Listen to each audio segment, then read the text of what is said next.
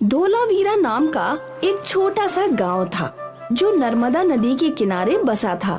इस गांव में आने जाने के लिए नाव ही एक मार्ग था, जिसकी वजह से गांव वालों को बहुत तकलीफ हुआ करती थी। जब गर्मी में नदी सूख जाती थी तो गांव में ट्रैक्टर और बाकी गाड़ियां आ जाया करती थी, पर जब नदी वापस भरती तो यातायात ठप हो जाया करता था। क्या कभी इस नदी पर पुल बन पाएगा? बनेगा, जरूर बनेगा अंजलि। सरकार जल्द ही इस नदी पे पुल बनाएगी। कबीर अक्सर सभी को उम्मीद देता। कबीर बहुत ही भला व्यक्ति था। वो लोगों की मदद करता था। वो एक किसान था। भगवान तुम्हारा हमेशा भला करे। कबीर और अंजलि गांव वालों की दुआओं से ही खुश थे। वहीं दूसरी ओर इस गांव में कुलदीप नाम का जमींदार भी रहता था। कुलदीप के पास गांव के ज्यादातर खेत थे। वो अपने खेत किसानों को किराए पर दिया करता था। कुलदीप के पास कई सारे ट्रैक्टर भी थे। वो किराए पर चलाया करता था। बेटा, इस हफ्ते भी तूने ट्रैक्टर का किराया बढ़ा दिया है। ऐसे ही चलेगा तो हम गरीब किसान कैसे खेती कर पाएंगे बेटा। अरे चाचा, महंगाई कितनी बढ़ गई है। अगर मैं दाम नहीं बढ़ाऊंगा तो मैं कैसे कमाऊंगा? पर बेटा, थोड़ा हम गरीबों का भी तो सोचो। हमारे बच्चे भूखे मर जाएंगे बेटा। आप अपने अनाज को अच्छे दाम में बेचिए। आपका भी नुकसान नहीं होगा और मेरा भी नहीं होगा। अगर हमने अनाज का दाम बढ़ाया तो इस देश के गरीब भूखों मर जाएंगे बेटा। खैर वो सब छोड़ो, ये लो तुम्हारा किराया। ठीक है बेटा। धन्यवाद चाचा।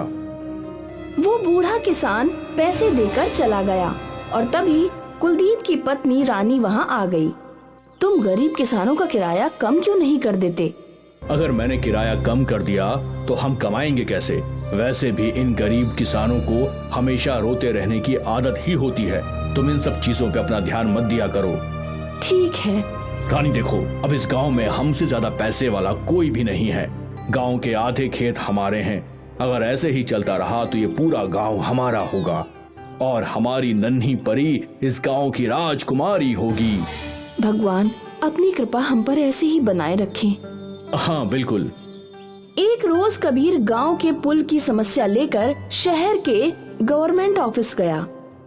वहां उसने अर्जी लिखी और कलेक्टर को गांव की समस्या बताई।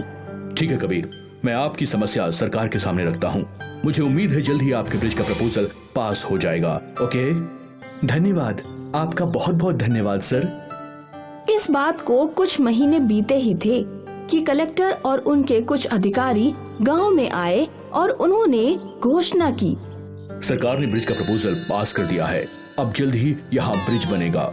आपके गांव वाले ब्रिज के कॉन्ट्रैक्ट के लिए टेंडर भर सकते हैं। टेंडर की बात सुनकर कुलदीप के मन में पैसा बनाने का विचार आया। अगले ही दिन कुलदीप पैसों का बैग लेकर कलेक्टर ऑफिस पहुँच गया। देखिए, मुझे घुमा फिरा के बात करनी नहीं आती। आपने कल जो टेंडर की बात की थी वो सिर्फ मुझे चाहिए। मैं आपको आपका हिस्सा दे दूंगा। ये रहा आपका एडवांस। कुलदीप जी, आप ठहरे इतने बड़े आदमी, मैं आपको कहाँ नाराज कर सकता हूँ। ये टेंडर आपको ही मिलेगा, आप निश्चिंत रहिए। कुलदीप ने कलेक्टर को ब्रिज के कॉन्ट्रैक्ट के लिए रिश्वत दे दी थी। एक महीने बाद गांव में खबर फैल गई कि ये कॉन्ट्रैक्ट कुलदीप को मिला है। गांव वाले जानते थे कि कुलदीप बड़ा ही लालची इंसान है, पर वो था तो इसी गांव का, इसीलिए वो उससे बात करने उसके घर गए।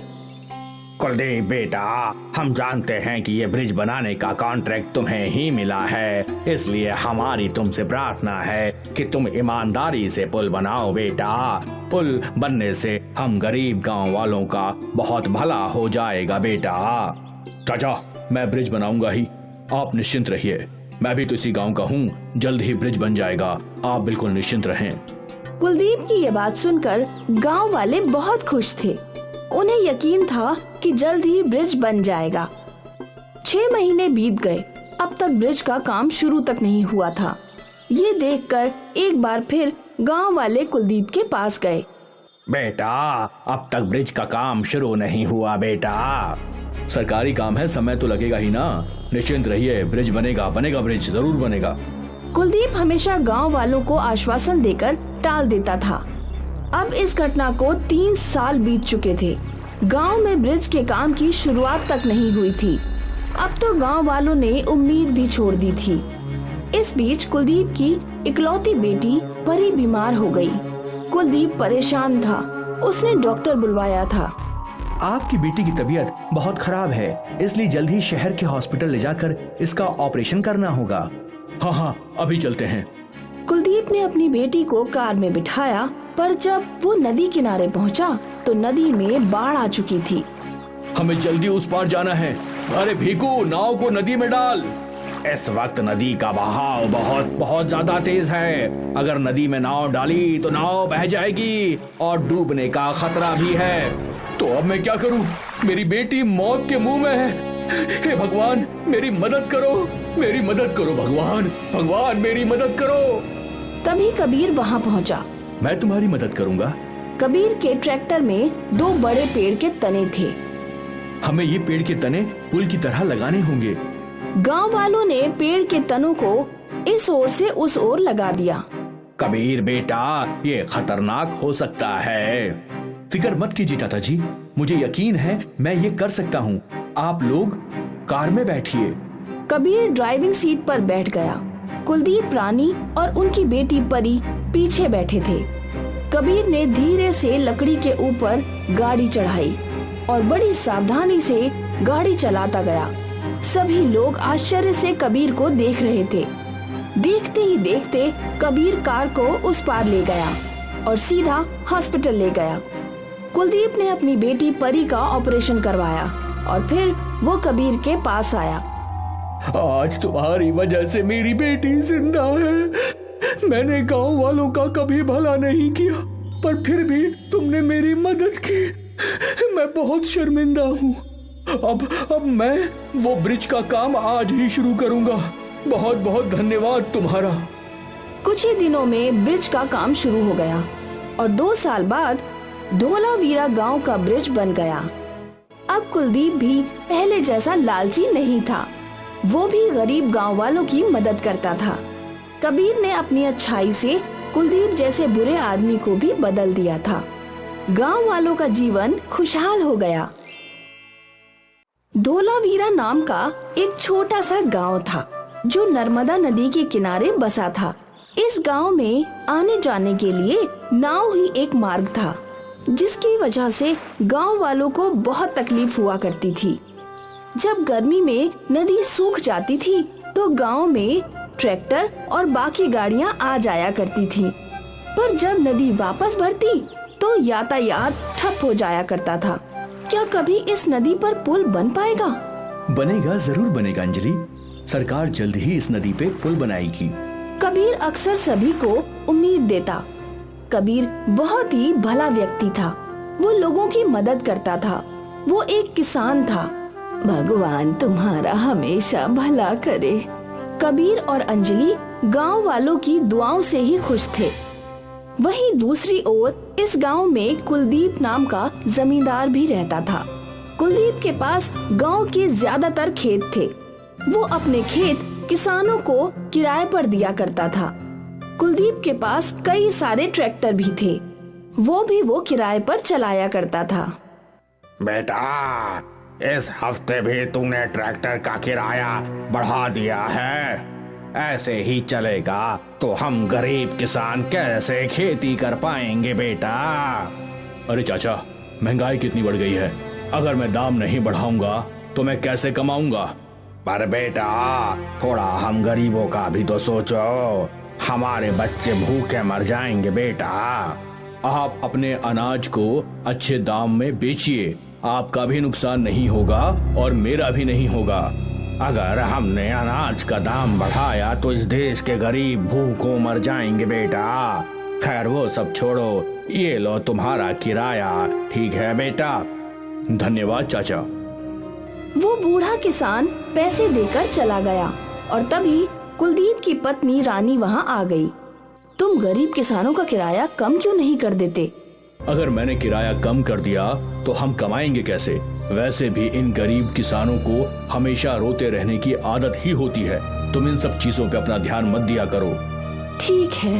रानी देखो, अब इस गांव में हमसे ज्यादा पैसे वाला कोई भी नहीं है। गांव के आधे खेत हमारे हैं।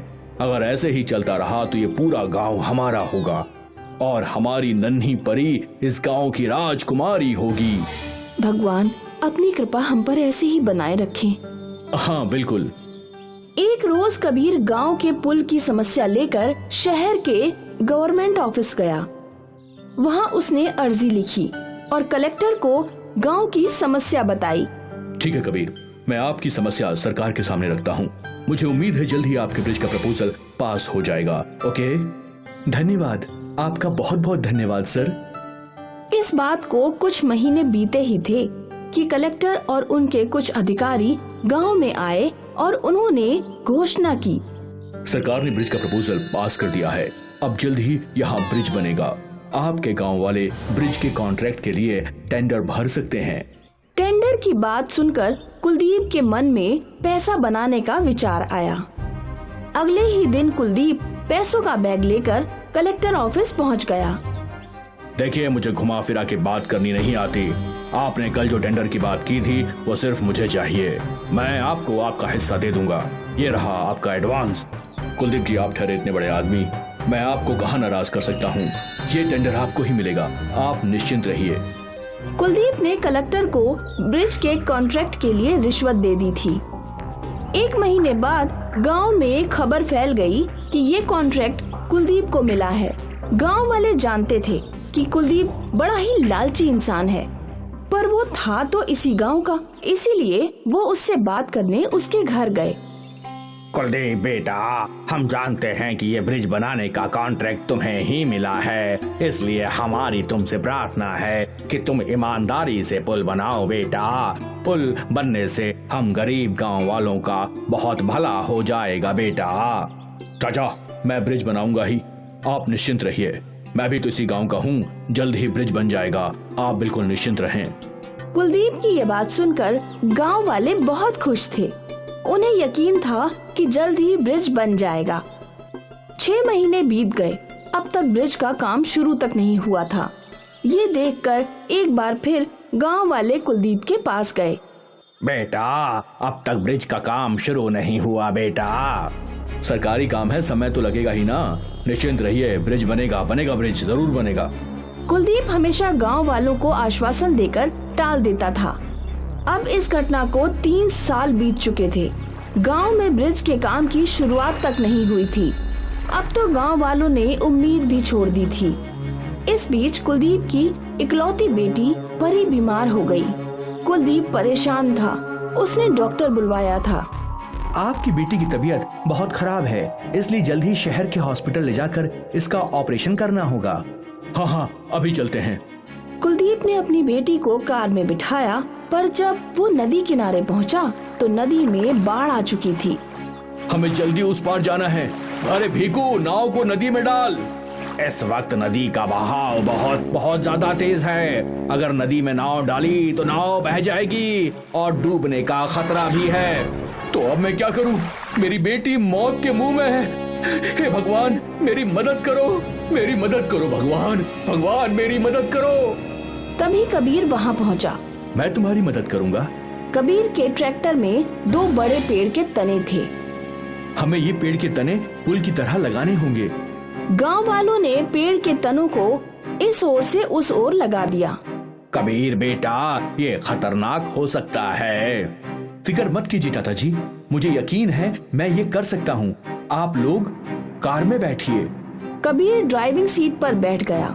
कुलदीप, रानी और उनकी बेटी परी पीछे बैठे थे। कबीर ने धीरे से लकड़ी के ऊपर गाड़ी चढ़ाई और बड़ी सावधानी से गाड़ी चलाता गया। सभी लोग आश्चर्य से कबीर को देख रहे थे। देखते ही देखते कबीर कार को उस पार ले गया और सीधा हॉस्पिटल ले गया। कुलदीप ने अपनी बेटी परी का ऑपरेशन करवाया और फिर वो कबीर के पास आया। आज तुम्हारी वजह से मेरी बेटी जिंदा है। मैंने गांव वालों का कभी भला नहीं किया, पर फिर भी तुमने मेरी मदद की। मैं बहुत शर्मिंदा हूँ। अब मैं वो ब्रिज का काम आज ही शुरू करूंगा। बहुत बहुत धन्यवाद तुम्हारा। कुछ ही दिनों में ब्रिज का काम शुरू हो गया और 2 साल बाद धोलावीरा गांव का ब्रिज बन गया। अब कुलदीप भी पहले जैसा लालची नहीं था, वो भी गरीब गांव वालों की मदद करता था। कबीर ने अपनी अच्छाई से कुलदीप जैसे बुरे आदमी को भी बदल दिया था। गांव वालों का जीवन खुशहाल हो गया।